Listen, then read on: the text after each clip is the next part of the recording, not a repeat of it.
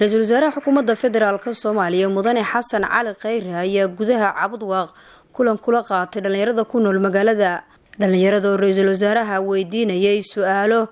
la xiriira sida ay u arkaan hoggaanka dalka ayaa u jeediyay talooyin iyo tusaalooyin qayb ka qaadanaya horumarka iyo hagaajinta mustaqbalka dalka.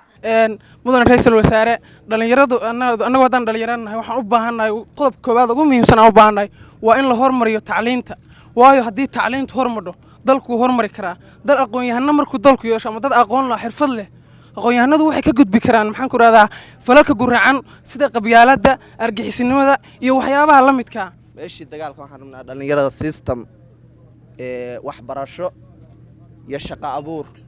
in loo sameeyo waa midaas midda kale waxaan rabnaa dawladda federaalka oo ka codsanaynaa wax la yiraahdo economic integration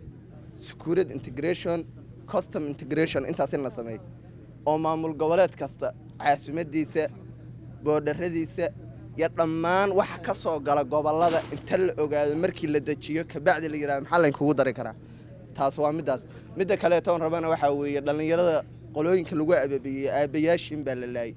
inaan inta iska dayno niraan aabayaashan hadii la laayay Allah u naxariisto kuwa nool baan walaalanay.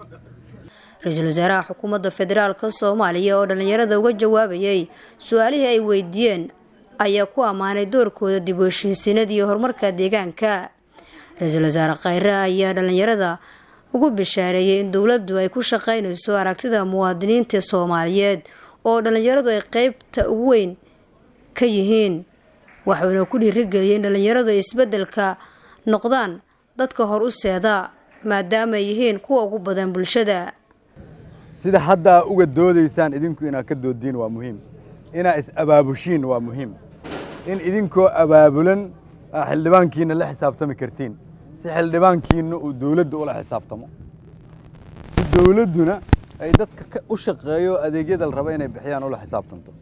abaabulka aad is abaabulaysaan